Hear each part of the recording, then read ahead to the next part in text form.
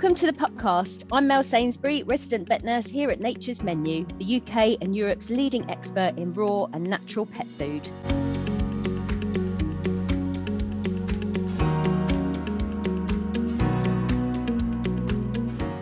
The last year or so has been rather different, to say the least. Our research tells us that 22% of new puppy owners have found it harder than they thought bringing up their fur baby. Life in lockdown has been completely different to our normal day-to-day, and dog owners are rightly concerned about how much this might impact their puppy. We're here with the brilliant Nick Jones, dog expert witness and dog behaviourist with almost 20 years experience. Thanks so much for joining us, Nick. Thank you, Mel. It's a genuine pleasure to be here with you.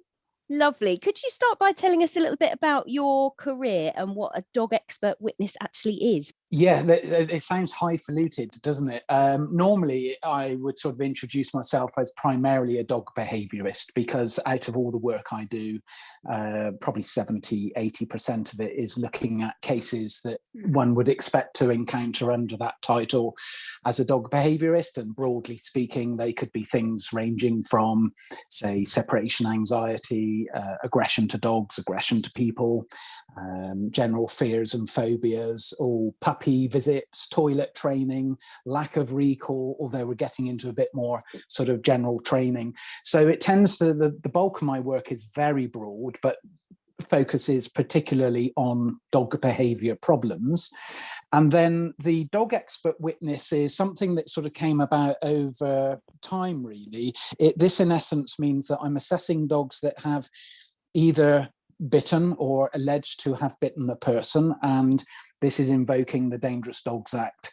And so, to try and keep it short, if, let's say, a dog has bitten a person, the court will want to seek an opinion from somebody like me that's used to working with dogs and all these different behaviours, to give my expert opinion as to whether I think the dog is suitable to remain in public places or to return into public places. No, wow, that sounds absolutely fantastic. It's really nice to know that sort of courts and all those big scary places are looking to professionals like yourself, because you hear so many horrible, scary stories, don't you? So that's quite reassuring, actually. So back to our subject of 2020/2021, as everyone's been talking about, the wonderful lockdown that we've all experienced. Who knew 2 years ago that would be entered into the English dictionary? Exactly. But do you think dog owners should be prepared for big changes in their pets' behaviour as we start to sort of go out and about a little bit more often, either with the dogs or without the dogs? What sort of things do you think people should be expecting? Well, I mean, what they expect to find and how they expect or should expect the situation to evolve as we move out of the lockdown, which is very much underway now, of course, does really depend on the dog and also the owner's existing understanding of their dog's behaviour. So if, for example, they already had a dog, let's say a year ago, that was prone to separation issues, then they may be anticipating a slightly more bumpy ride than, let's say, somebody that lived with a dog that could be left for sensible periods before the recent lockdowns. And I think it's a case of, if you're not anticipating anything, then relax. I don't think all dog owners should be worried about us coming out of lockdown. The vast majority of dogs and owners, dare I say, will have no issues whatsoever. And it's really just a case of maybe making a little inner assessment on our own dogs and thinking, well, how will little Alfie cope with this situation as I return to work? This is a conversation that's being held on a regular basis at the moment, and I'm just trying to encourage people to take small steps now to readjust and to refocus their dog so that they know, as an owner, that the dog can be left for a sensible period. Most other people will just be able to sort of return to normality without too much of an impact, I think. Brilliant. Oh, that's reassuring to know, I think, for many of our listeners, actually, that have already got dogs before all this sort of kicked off. So there's been a lot of discussion about puppies over the last year or so. Obviously, we know that there's a lot more people out there with puppies now. And we always see, as soon as you pretty much Google the word puppy, you'll see words like socialization, habituation. So can you explain the difference between those two terms? Is it about taking your puppy puppy to their local park and introducing them to everybody and getting kids to feed them treats and getting them to do sits and rollovers and have fun? Or is it a little bit more skilled than that? Well, whilst I wouldn't say, oh, yes, it's a lot more skilled, I think rearing and raising a young dog is, if you do it in a progressive and thoughtful way, which of course I would encourage, it doesn't need to be complicated, and it's not complicated. Habituation is not a word in my day-to-day vocabulary. The word on my lips would be simply socialization. And to be fair, Mel, you could probably talk to 3 or 4 other people in the same industry as me, and you may well get different answers because we all interpret words a little differently. You know, I think most importantly, the idea of socialization is just exposing our dogs in a safe, calm, controlled way to the various things that we would expect our dogs to encounter. And of course, for most people, that would be dogs, animals, people, different environments, different locations. And that might be the sort of the head of it, really. And then everything from that might be just a bit of fine tuning. Using the word habituation, well, of course, it stems from the word habit, and it's how we create habits in our dogs that are hopefully good habits as we see them, and that make the dog easy and enjoyable to live with. And another way of looking at habituation maybe is through just basic training, which is a little bit different from socialization, because you could have a dog that is well trained on an obedience level, yet still not actually cope very well with meeting new people, new dogs, or new places. So in the beginning, assuming that we acquire our puppy at 8 weeks, which is usually the desirable age, sweet spot to get a dog, I'm really encouraging people just to get out and about with their dogs on a daily basis, right from day one, meaning 8 weeks, and that we can do more and more with them as they get a little bit older, and as we can start putting them on the ground, and once they're fully vaccinated, and as we have a bit more trust in the dog as it develops. So the main thing is not to overthink it, but just to be sure that they're doing a little something with their dog every day. Too many people wait until the dog is, let's say, at 12 weeks of age, and the dog is fully vaccinated, and then they get the green light from their veterinary practice to go out and about and socialise. But of course, if they take that really literally, that could almost mean that the dog is not anywhere out of the back garden between 8 and 12 weeks. Yeah. And the problem with that, of course, is that the dog's socialisation period, depending on what book you read, ends at about 12 to 14 weeks, possibly later. But if you're following that sort of model, you're missing a whole month, if not more, of the socialization window, which I would be encouraging people just to think about getting out and doing little bits and pieces so that they're ahead of the curve. And Definitely. that they're not actually starting in a proactive sense the idea of socializing their dog at 12 weeks. Actually, it's starting at 8 weeks. Yeah, no, it's really interesting you say that, actually, because some people take it so literally. I've met people before when I was working in practice who hadn't even let their puppies out in their back garden because they'd taken the fact of not letting the dog outside so seriously. And then, of course, after that, you've got the whole house training episode to go through, and even though you've had the dog at home for 4 weeks, and it's funny how serious people take it. I actually bought, now don't laugh, but I actually bought a lovely little puppy Papoose for my baby when he was little, because he was too heavy to carry around. So I just to rescue him to the front of me. we did exactly the same with our last puppy, who is now just over 2.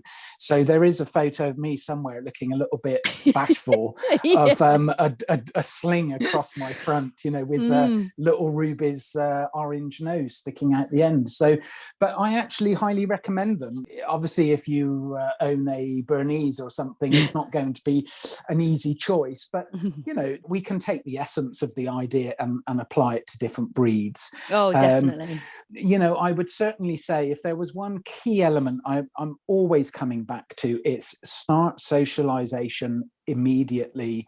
And yes, of course, we can develop what socialization means for the dog and the owner as the dog develops, but it's most of the problems I see in dogs are due to a lack of exposure or indeed this word socialization. Yeah, definitely. Taking that into account, and one thing that I always notice when I talk to puppy owners are the things that aren't seasonal. So all of a sudden, about 2 days before firework night, we always had a rush on in surgeries wherever I worked of, there's going to be fireworks in a couple of days. What can I do? And you just want to encourage people to think about it earlier on. I know. How can we sort of prepare our teeny weeny little puppies that we've got for things that aren't seasonal? So for example, for fireworks, for maybe trick or treaters, so we've got people turning up in funny costumes, maybe thunderstorms later on in the year as well. So how can we get our little puppies used to that now before they actually start occurring naturally? Yes, whether somebody listening has an older dog that struggles, let's say, with environmental factors like thunder and lightning, or whether it is fireworks, now would be, although, what is that? That's sort of November. So once we get into August, September, I'm beginning myself to think, we've got fireworks coming up now. That could be the next thing we see coming through. But that would be a good time, you see. And let's say if somebody, we're speaking in sort of May of 2021, but even if somebody had a puppy of this age, I would be raising the possibility of exposing that pup to those sounds now in a controlled way that can habituate the dog to becoming used to those sounds. And so that when it does hear them in a more random way, for real, come November, then at least it's not something that is going to completely flip the dog. So the way we do this normally is to desensitize through gradual exposure. And when we have sounds in particular, the general gist, without going into a full depth explanation, is to expose the dog to those sounds at a very low volume that the dog can cope with. And if let's say the volume control had 20 get marks from 0 to 20, with 20 being very loud, we would start on number 1 or number 2 to the point where we think, oh yes, the dog can hear, I can see that he's aware of the sound. And then leave that running for, say, 10 minutes, and we would engage with the dog doing something like a bit of play or a little bit of training, or another traditional approach is to give the dog something nice to chew on. And if you can get the dog chewing or emptying a device whilst hearing those sounds in the background, then that in essence is stage 1 of, you might say, 20, where we can work the dog through the gradual levels of volume. And by the way, we would never really end up playing the volume at 20 either. It would, probably be a moderate volume, at the end of the day, which may be, 10, 12, 15. Now on Amazon, for example, other websites exist, but you used to be able to go on and buy CDs with all of these tracks on them. And I think as MP3s and sort of places like Spotify have become more common, and YouTube, that has become less available. But if you have a dig around, especially on YouTube as well, you can find quite long tracks with thunder in the background or firework displays, and so they're perfectly legitimate to use as well. And brilliant. That sounds great. Yeah, and the owner also just needs to ensure that they're playing those sounds through a fairly decent sounding system. Using something like a phone or a little tinny speaker would not be adequate. So usually playing it through something like a TV or a sound system would be a bit better.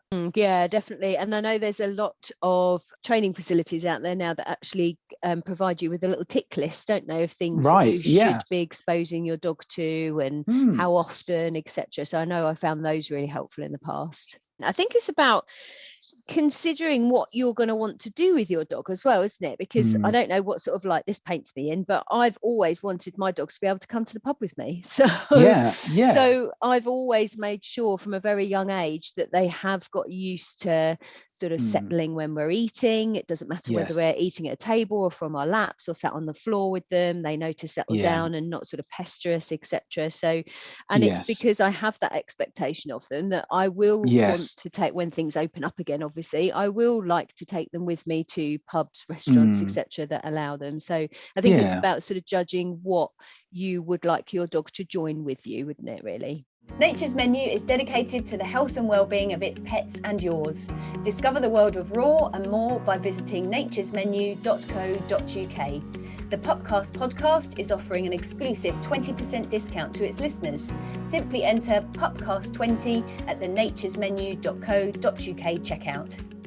You mentioned earlier on about people who have sort of chosen to stay maybe a little bit more shut away, or who haven't had a choice because they've had to self-isolate, etc. Yes. Now that things are, fingers crossed, hopefully starting to look up, how would you maybe suggest, so say you normally would go to market on a Saturday to buy your fruit and veg.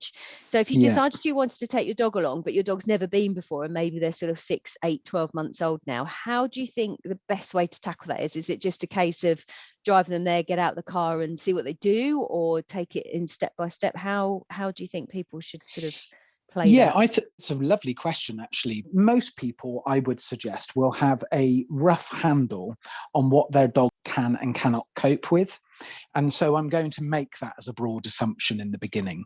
You know, people will know if their dog is likely to have a complete meltdown at the marketplace. And most people will know if, for example, they think their dog might be very shy or a bit snappy, or, you know, I think they will know, or indeed they will know if the dog is completely cool in that scenario. Although, having said that, just catching myself, you did put it in the context of, well, we're coming out of lockdown and maybe the dog hasn't had the option to have these experiences, so there could be some question marks. One thing I often talk to people about is called the traffic light system. The idea of green, amber and red can help the owner establish whether an environment or an experience is going to be what we call a green. So we'll call that easy to cope with, easy to manage. Or maybe amber, which suggests that it's a bit of a challenge for the dog, but that broadly speaking, they can cope. And then we may have red. That may be a scenario where we say, to give a couple of examples of reds, it might be sitting outside a coffee shop with their dog. Some owners will know if their dog maybe can't quite cope with that. And so we'll say in the beginning, we put reds to one side. Okay, and that we start in, I would say, a bit of a transitional area, say between green and amber. Yeah. And so what I then encourage the owner to do, because every environment is different and every dog is different. And so that means that your list will look a bit different to mine. And Joe in the corner there with his Labradoodle, his list would be different from yours and mine. Because of those varying factors. But I do then encourage people to write out a list of different locations that they could go to and literally work their way through over the coming weeks so that they fulfill all the different locations and experiences in the amber column. And then when they feel that their dog can cope with all of that, turning the page and looking at what's on the red column. No, I think that's a really great way of looking at it, actually. Really good. Yeah, thank you. I'll take that. And because it allows an individual owner to draw up what they think their dog can and can't cope with. And the idea is that if there are things on the red list, say if the owner thought that the marketplace on a Saturday morning was a red, then I wouldn't go there initially. I would do work at the easier end of the scale, being sort of green come ambers, and work through the list in that zone for a month or so, and then gradually everything, we've used this word a couple of times today, and it's this idea of gradual, incremental. It's all about them just gradually gaining confidence, isn't it? I know quite often I've looked like a total lunatic because I often go to my local market in my local town, and I am known there now for being a lunatic who takes her dogs and is doing sits and downs and spins right in the middle of the fruit and veg stall. But it's all about it's all about it's when my they dog start thinking, throwing you carrots and things. Exactly. I have an admission to make that my dog did crawl under the veg stall a couple of weeks ago and come out with an entire cucumber in his mouth. So I did have to pay for that.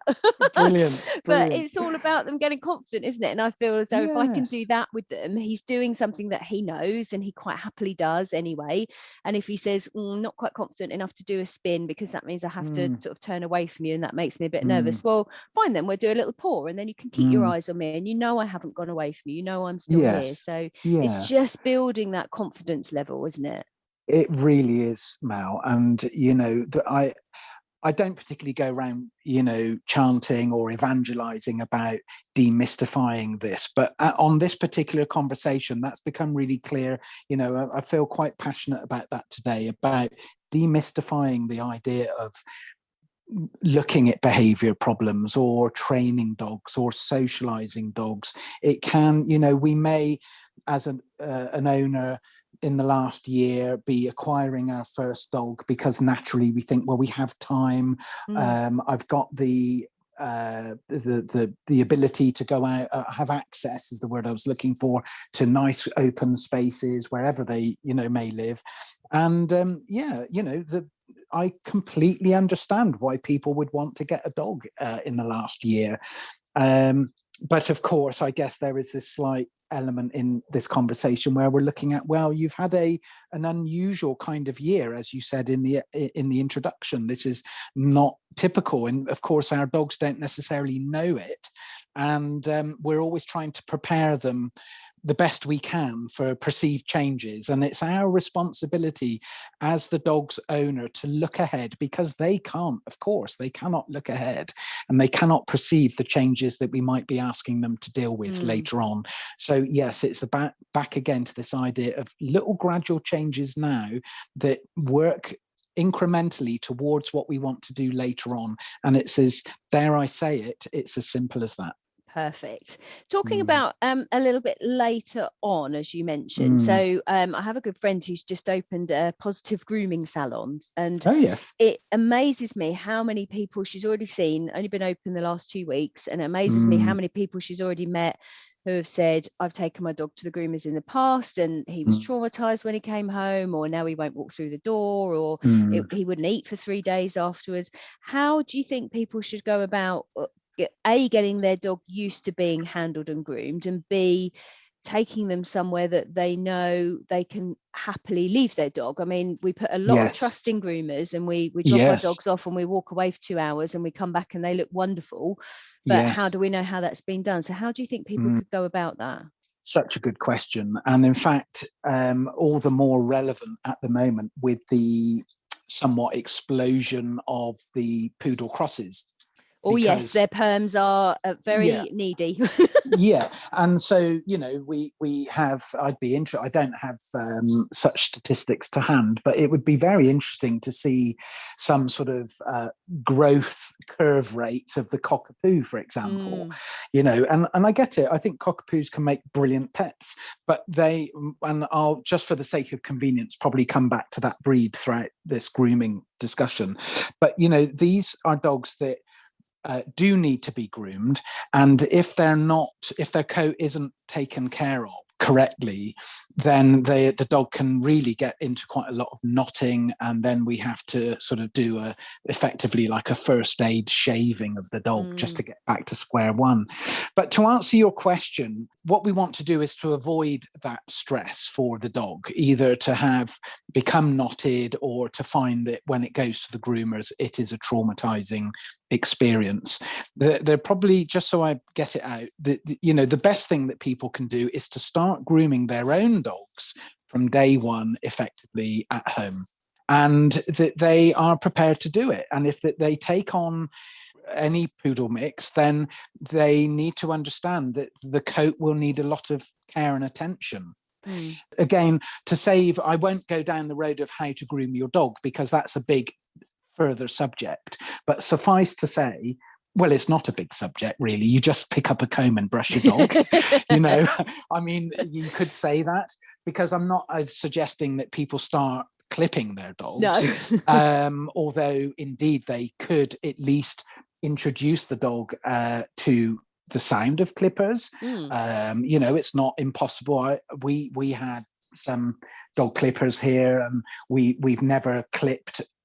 Apart from a little bit of maintenance, we've never done a clip on our own little golden doodle Ruby, but we could introduce her to the sound of the clippers, maybe the vibration without even a blade on it next to her skin.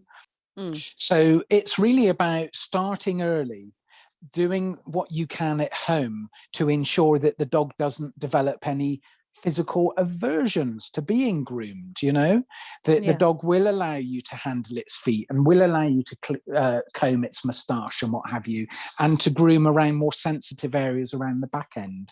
And so then at least when you're taking your puppy or young dog to the groomers, it isn't a complete shock at that stage. They're not pieces of equipment we just drop off and get groomed or get vaccinated or whatever. The dogs can have very strong aversions to these experiences, depending on what prior introductions we have or haven't done. And of course, the way the dog is managed when with the groomer. Is the groomer patient? Do you like the groomer yourself? Is the groomer the sort of person that you might think you'd like to have a coffee with? And if you think, if it isn't gelling for you, then actually there are a lot of groomers around these days. I know that may be easier said for some people than others, but even in my own little town, there are now probably 3. I think there's 3 groomers that you could choose from, and we are a small town in leafy Worcestershire. I couldn't agree more, actually. And it's really nice to see, like you say, groomers just seem to be popping up on a daily basis, and there's so many in such small concentrated areas now. But I found it really nice that so many of them are advertising puppy visits, and they do specialised half-hour puppy visits. And what, to the home? No, you can take them to the grooming parlour. So they empty out the grooming parlour, so there's no sort of dogs sort of barking at them or tied up anywhere, as they are sometimes when they're having brushes and things done. And it's just a nice empty grooming parlour that you take your puppy in, and the puppy gets used to having sort of all the equipment and the smells and the noises, etc. And I think that's really lovely. Like you say, people are finally waking up to the fact it's not just a case of dropping this thing off and walking away. It's not like having a car fixed. You need to be able to trust that person implicitly. You do. And you do, actually. And I would extend that sort of thinking, that broad thinking, to vets and any other service, but and also, by the way, behaviourists. If you're asking somebody to deal with your dog on a quite an intimate level, either whether that's behaviour or some sort of health care, then you need to sort of think, well, do I like that person? Do I trust them? And, you can pay your money and take your choice. If you don't like somebody, or if you don't quite feel the vibe, then you can go somewhere else. And, these are very important and valuable services that are offered. But to the uninitiated dog, it can be, I've had lots of visits where the grooming is an issue, and actually I've had some really nice outcomes as well. And it's not unusual in the first instance for me to say, okay, the first step is you need to find a new groomer that you trust and that wouldn't treat your dog in that way, because you do hear a few horror stories. It's like any trade, whether it's builders or groomers, there you have the good and the bad, and it's important that you do your due diligence and research before choosing one. 100%. So last question: if anyone's listening to this and sort of getting more and more concerned as they're listening and thinking, oh my god, I haven't taken my dog to my market, and I haven't walked him every day, and I haven't socialized him, and I hasn't been to the groomers, etc., is it ever too late for an adult dog or even a puppy in respect to getting some training or socialization or habituation? Is there a cut-off point, or can it be achieved with any dog of any age? The short answer is there isn't a cut-off point, but it does admittedly get a little harder as the dog gets older. And that's a bit like humans as well. I'm in my early 50s, and if I tried to pick up a new skill now, that wouldn't come as easily to me as if it would when I was in my 20s or 30s. Tell me about it. These space-age TVs, what are they all about? Right, there you go. So dogs of all ages, with all sorts of disadvantages, inverted commas, can make improvements. And it is that Mel, that allows me to stay sort of motivated and to keep doing my job. I mean, the average age of dogs I see, incidentally, is about 2 years of age. Okay. And so, you know, I don't think that's a coincidence. It's people have tried throughout puppyhood and they may still have some lingering issues. And so, you know, that can happen with a slightly older dog as well. No, that's really fantastic. That's a really lovely positive note to finish on, actually. It's been Good really job. lovely.